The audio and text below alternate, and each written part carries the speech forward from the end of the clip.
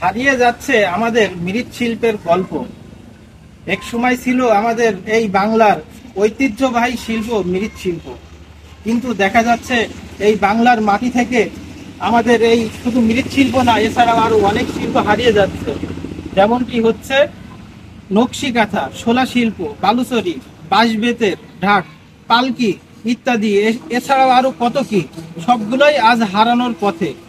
তো আজকের এই প্রতিবেদনে থাকছে মৃৎশিল্পের গল্প, যা আমাদের অতীতের কাজ বর্তমানে আমরা জানি না, সেগুলোই শোনাবো আজকে আপনাদেরকে।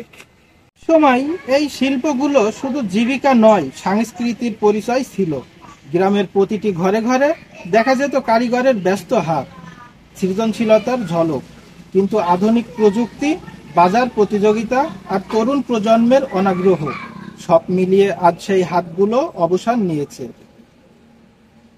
বিশেষজ্ঞরা বলেছেন, শুধু অর্থের অভাব নয়, অভিভাবকত্বের অভাব আছে।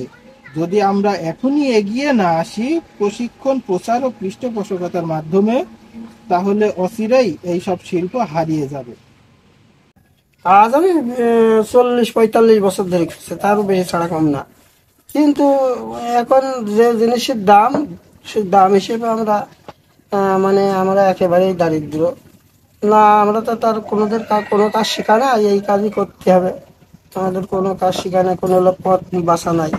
কিন্তু কি করব, জিনিস তো অনেক রকমের তৈরি করতে পারি, যা পারি টুকটাক করে করি। 20 থেকে 30 রকম 40 রকমের জিনিস তৈরি করতে পারি। ওদের কোনো রকম ছেলে মিলে বাসায় কাজ টাজ করি। মাটির জিনিস কয় টাকা থেকে কত টাকা পর্যন্ত বিক্রি হয়? মাটির জিনিস আপনার এমন জিনিস আছে, হয়তো সেইগুলো আমরা পারিনি। একটা মাটির জিনিসের দাম 1500-1600 টাকাও আছে, কিন্তু সেই জিনিসগুলো আমরা পারি না। আমরা মোটামুটি 100-150-200 টাকা জিনিস পারি।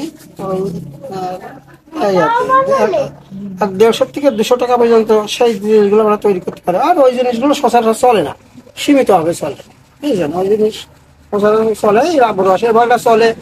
আর এইসব খোলা হাড়ি, রুটির খোলা, তারপরে আপনার চুলোর পাইপ, তারপরে চুলোর ক্যাপ ইত্যাদি, যে টপ আছে, বিভিন্ন রকমের ফুলদানি আছে, এখানে অনেক কিছুই আছে, ব্যাং ট্যাং আছে, অনেক কিছুই তৈরি করা হয়। কিন্তু যে জিনিসটার দাম বেশি সেই জিনিসটা একেবারেই সীমিত চলে না।